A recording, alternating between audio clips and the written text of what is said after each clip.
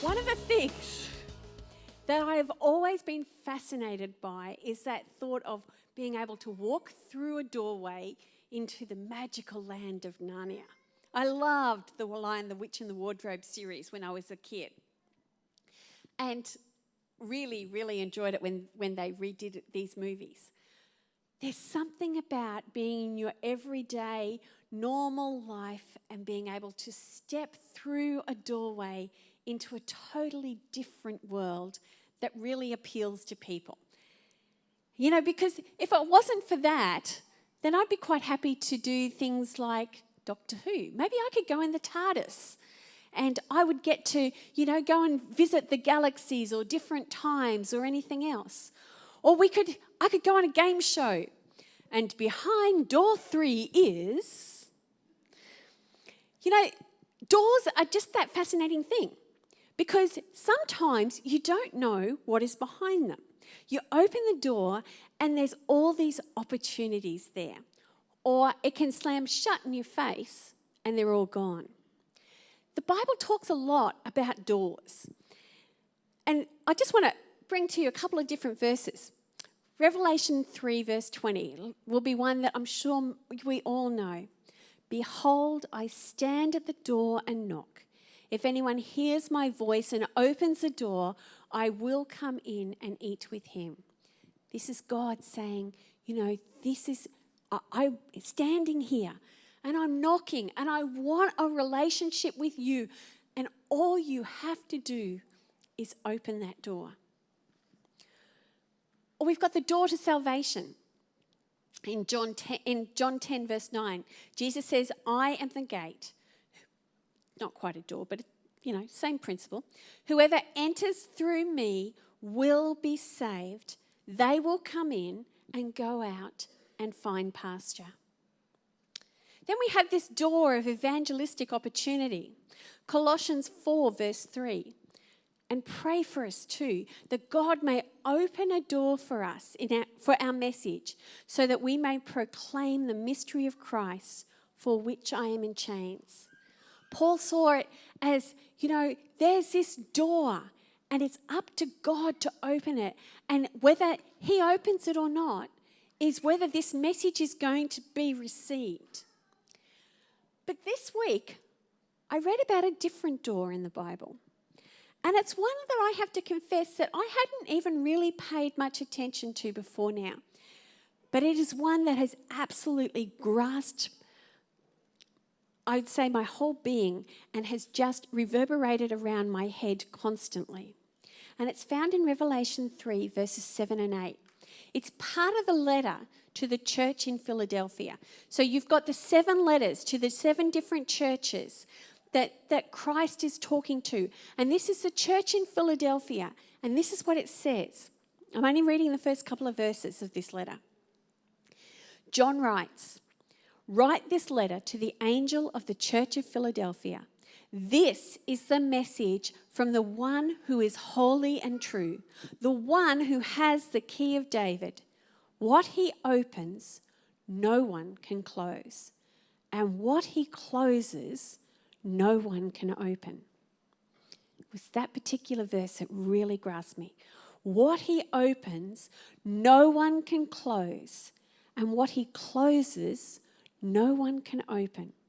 I know the things that you do. And I have opened a door for you that no one can close. You have little strength, yet you obeyed my word and did not deny me. Let's have a think about this, the author of this letter, before we even go any further. And I'm not talking about John. He was a human hand that wrote this, but this was a letter from Jesus Christ. But what does it tell us about Jesus Christ here? It starts, this is the message from the one who is holy and true, from the one who has the key of David. We know that he was describing Jesus, but what does it say? It says he is holy. Holiness is that attribute that was attributed to God, that perfectness. And Jesus Christ, as God's Son, has that perfectness. He says, I am holy. I am perfect. And then he says, I am true. In other words, there is no falsehood in me. Everything about me, everything that I say is true. Now, if you get a letter from somebody and you know without a doubt that they are holy and that they are truthful, are you going to trust them? My answer would be yes. If I get a letter from somebody that has those characteristics that I know, I'm going to go, yep, I want to listen to this. But even more than that, it says Jesus has the key of David. This represents his power. Why is it that he can open those doors and close those doors? Because he has the key of David. Because God has given him that key. He is the one that can lock it, that can stop you from entering. He is the one that can unlock it and make the way open for you. So I have a question for you. Who are you willing to give your keys to? Now, there's a story that goes around my family that happened when I was about 2 years old. I don't remember this occasion, but my parents take great glee in telling me. We were travelling down to visit family members coming from Toowoomba down to Brisbane. My grandparents and everybody lived down here, and so we were coming down here. They'd packed the car, they'd done everything, cleaned up the house. They went to get in the car and Dad turns to Mum and goes, "Where are the keys?" Mum goes, "I don't have them." So they started searching the house. For 2 hours, they searched the house looking for the keys. Somewhere along the line, they said to me as a 2-year-old, "Kathy, have you seen the keys?" And I went, "Do you know where they are?" And so the search continued. 2 hours later, when they finally found them wrapped up in a doll's blanket in the shelf of Mum's desk. Apparently, I had found them. I had decided that they were cold, so I wrapped them up in a blanket and put them to bed. And amazingly, my parents didn't look there first. I don't know. So you don't give your keys to a 2-year-old. But who do you give your keys to? Somebody that you trust. So if you're going to open a door for somebody and you're going to say, "I'm going to do this so that you can enter freely in and out." I have teenage children. My oldest 2 children have keys. They get in and out by themselves. They don't need me to come down at midnight and open the door for them, thank goodness.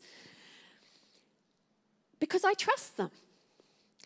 If Joe Blow off the street comes to me and goes, "I'd like a key to your house, please," I'm thinking that the answer may be no. So God gives the keys to some people, and he's given the key to Jesus. But sometimes God takes the key away too, because he goes, "I've given you this key."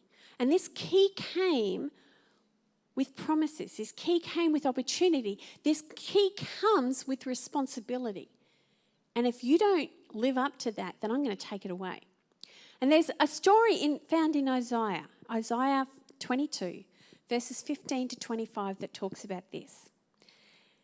This is, we all know Isaiah sitting there and he's constantly telling the king, if you don't turn around, if you don't lead the people back to God, then I'm going to remove you and I'm going to let the Assyrians come in and I'm going to let them take over.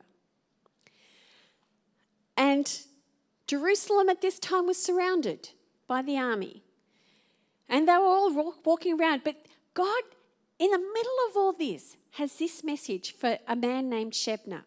He says, "This is what the Lord of heaven's armies said to me. Confront Shebna, the palace administrator, and give him this message." Man, you want brutal messages? This is one of them. "Who do you think you are? And what are you doing here, building a beautiful tomb for yourself? a monument high on a rock. For the Lord is about to hurl you away, mighty man. He is going to grab you and crumple you into a ball and toss you away into a distant, barren land. And there you will die, and your glorious chariots will be broken and useless. You are a disgrace to your master. Yes, I will drive you out of office, says the Lord. I will pull you down from your high position, and then I will call my servant Eliakim, son of Hilkiah, to replace you. I will dress him in your royal robes and give him your title and your authority, and he will be the father to the people of Jerusalem and Judah. I will give him the key to the house of David, the highest position in the royal court. When he opens the doors, no one will be able to close them, and when he closes doors, no one will be able to open them. Sounds familiar. He will bring honour to his family name, for I will drive him firmly into place like a nail in the wall. They will give him great responsibility, and he will bring honour to even the lowliest members of his family. You know, Shebna had made a really grave mistake. He forgot that he was serving God in his role as palace administrator. And he began to see it as something that he could line his own pockets with, and something that he deserved, and something that I can make wealth with this, and something that doesn't just show how great I am. And God goes, none of that is right. I gave you those keys and I can take them away. I opened that door for you and I can shut it for you. And I can give them to somebody who is going to do what I ask them to. But I don't want to dwell on Shebna, because I want to think back onto this verse in verse 8 where it says, and we'll refer back to Shebna later. It says, I know the things you do, and I have opened the door for you that no one can close. And you know, and I've been thinking about this, and I've been thinking about this in the life of our church, and in the life of me, and in the life of you as individuals. Because I believe that God is saying, I know the things that you do. And I have opened a door for you that no one can close. You know, we can honestly say, can't we, that we know the things that God knows the things that we do. That he knows us so intimately that he knows us inside and out. He knows what makes us tick. He knows us what we don't like. He knows the gifts that we have. He knows the talents that he's given us. He knows our past circumstances. He knows our thoughts. And knowing all of this, God places this door before you, this door of opportunity.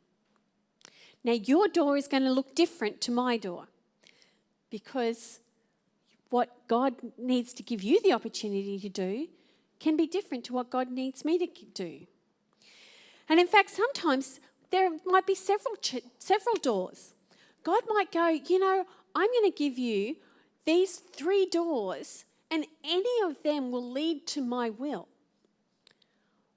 Sometimes you get to pray a prayer and go, God, I just want you to show me what it is that you want me to do.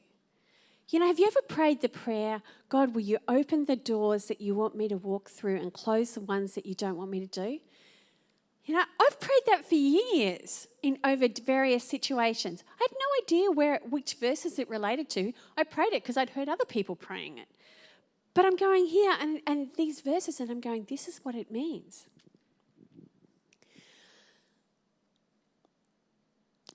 But God is asking us to step out in faith and to step through that doorway of opportunity. But there can be several things, I think, that can stop us from walking through a doorway to opportunity.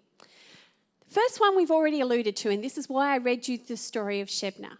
We can decide that we're not going to step through the door that God has got planned for us because of wealth. We can choose wealth over God. Because God doesn't promise that his doors of opportunity are going to make us rich and wealthy and wise. probably make us wise. You know, when I was first called into the ministry, I remember having a conversation with my deputy principal at the time, and she said to me, she wasn't a Christian, she said to me, Kathy, does pastoring pay more than teaching? Yeah, you laugh. I almost laughed, and I thought, no, don't laugh because you might insult her. I'm going, no. Because in her economy of things, you didn't change jobs unless you were going to get more money out of the job that you're changing. I look back over the last 9 years, and God constantly takes me into places. He goes, we're going to step into this, and then I'm going to take you to a place, and we're going to go from 3 days there to 1 day here, or 3.5 days here to 3 days up at Glasshouse. You don't do things because of the money aspect of it. You do it because God says, this is the doorway that I am opening for you, and what are you going to do with it? But sometimes that desire for wealth can make us stop wanting to walk through that door. We desire money and comfort. I've got to tell you, I do too. I like being comfortable. Does this mean that if I'm wealthy, then I'm obviously not walking through God's doors? And I don't think that's the case at all. Because I think sometimes God does bless people with some money. And I think that, but that's not the reason why we should be walking through the door. I'm not going to look at it and go, can't take door A, because really clearly God's will, but, there's not much money attached there. The second thing that can stop us from taking up God's given opportunities is sometimes weakness. I can concentrate on what I can do rather than what God can do through me. Verse 8 continues by saying, you have little strength, yet you have obeyed my word and did not deny me. And God was happy. God went, you're not big, you're not flashy, but you've done what I asked. You obeyed my word and you did not deny me. The Christians in Philadelphia, they weren't strong. They were a really tiny little group. And they were a group that was doing it tough. Christians everywhere, they started meeting in the synagogues. The Jews in Philadelphia took a very dim view of these Christians. And so they threw them out of the synagogue. And they were doing it tough there. But God looked at them and goes, you're weak. You're not strong. I get that you haven't got it all together. But I'm happy with you. Sometimes in our lives we go, God, I can't do that. You're asking me to do what? I can't do that. And we forget that it's not me and my strength that God is asking me to do this through. And the Bible is just full of all these examples where God asks weak people to stand up and to do amazing things. And let's have a look at some of the excuses that they've used. When they have said, I'm not going to step through that door of opportunity, God, because I'm too weak. Moses says, I have never been eloquent. I'm slow of speech and tongue. Gideon said, how can I save Israel? My clan is the weakest in Manasseh, and I'm the least in my family. Jeremiah says, alas, sovereign God, I am too young. Isaiah says, woe to me, I am a man of unclean lips. They all stood on that doorway and they looked at God and they went, I can't do what you're asking. I'm too old, I'm too young, I'm too rich, I'm too poor. I'm a girl. That was Deborah's excuse. And yet they all did step through that door and God did amazing things with them. Which sort of brings us to the third point. What stops us from walking through that door sometimes is wavering. There is times where we are so worried, is this God's will? Is this not God's will? Is this God's way? Am I going to be strong enough? Are you actually in this? that sometimes we actually miss out on that blessing because sometimes that door can shut in that time. So I want to have a look at some characteristics of people that I'm going to call people that walk through these open doors. And I've borrowed these characteristics from a book that I've been reading called All the Places to Go by John Ortberg. The first one he says is they are unhindered in uncertainty. They don't have all the answers, and they're okay with that. They go, God has the answers.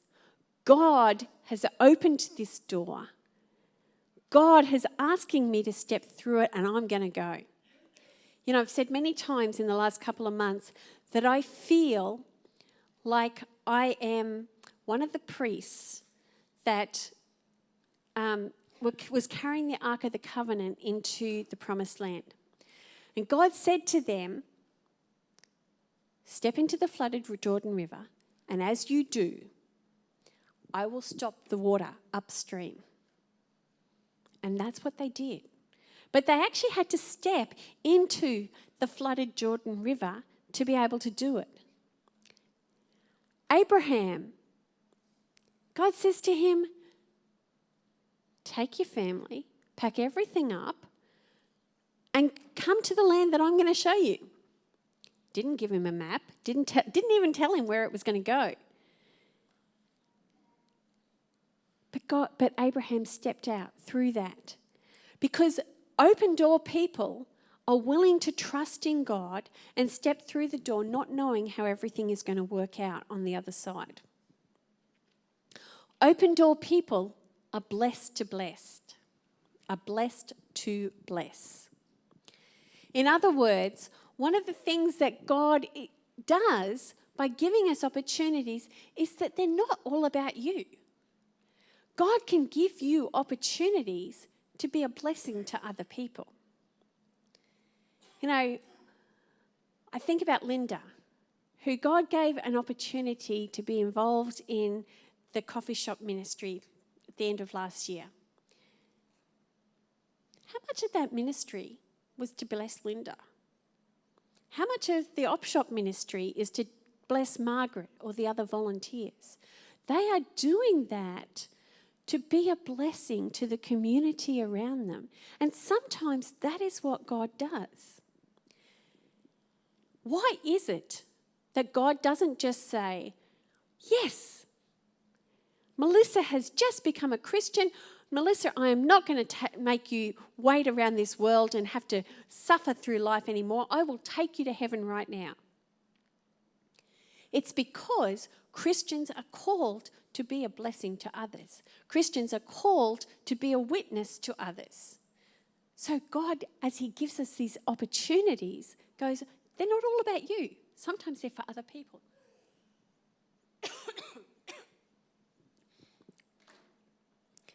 Third characteristic of open door people is that they resist and persist. Stepping through the door of opportunity doesn't guarantee that nothing difficult will ever happen. Sometimes you can step through that door of opportunity and it can be really bad on the other side, but you're still in God's will. And if you want an example of this, think about Paul. Paul followed God's opportunities so many times. There is one recorded time where it says that God shut the door and would not allow him to go where he was going to go. And he was called to Macedonia instead. But Paul, for his troubles, for stepping through those doors of opportunity, was beaten, was shipwrecked, was left for dead, was ultimately beheaded. But it wasn't a walk in the park. Now, thankfully, most doors of opportunity don't end up quite as bad as that. But there's going to be tough times, and there are going to be times that you want to give up, that you're going to say, I don't want to do this anymore, God. And God goes, I opened this door for you, and what I opened, I do not shut. and what I shut will remain shut. If God gives you this opportunity to do whatever it is in your life, how can you not take it? Remember the Philadelphian church? They were weak. We are weak. They made mistakes. We make mistakes. And I don't care who you are, whether you're a small child, whether you're an old man or woman, whether you're the pastor of a church, whether you're a lame person, whether you're a board member, whoever you are, there are going to be times in your life that God has given you an opportunity and you're going to be stepping into it and you're going to make a mistake. And do you know what? You need to forgive yourself if you do, because that's part of life. And I guess the other side of it is we need to forgive others when they do too. Sometimes we stuff up. But God goes, you need to resist discouragement and you need to persist in walking in the path that I have shown you. You need to come through this doorway. So I've got a couple of questions for you for this afternoon, for this morning. What opportunities is God laying before you right now? They may be opportunities to salvage a relationship. They may be opportunities for work. They may be opportunities to make a brand new relationship. They may be an opportunity to move, but it's not all about just moving. They may be an opportunity to talk to somebody about Jesus Christ. Maybe somebody that you have been too scared to do. Maybe it's an opportunity inside you. God is going, you know what? Right now, this is your opportunity to look at what is going on in your life and see whether you are doing the right thing. And so my second question is, are you willing to walk through that door? If God is showing you an opportunity and saying, this is the door that I have opened for you because I know you, because I know exactly who you are and what's going to be right for you. And I'm going to open this door. Are you willing to step through it? Or are you going to make excuses? Not enough wealth. Not enough, too worried. I don't know where that's all going to go. I'm going to be indecisive about it. Or are you going to be one of these open door people that go, yes, I'm going to step through, God. I don't know where it's going to go, but I am going to believe that if this is you that is opening this door, that I can step through with total confidence because you are holy and you are truthful and you have the key. After we're going to come up, I'll invite the band to come up right now. After they finish singing, if you'd like to pray about that, if God is tapping you on the shoulder and going, I've got this opportunity for you, and I would like you to walk through this door, I'd love you to come up and pray with one of the team. If you're going, there are all these doors that God's got open in front of me at the moment, and I have no idea which one it is that He wants me to walk through, then I want you to come up and pray. If you're going, I am weak and I am scared and I'm turning my back on those doors, I don't want anything to do with them, but you sense that God is asking you to turn around and deal with it, come up and pray. Don't just let this last 40 minutes or so be here and gone. Let's look at it, because this is what it's all about. What is God saying to you today?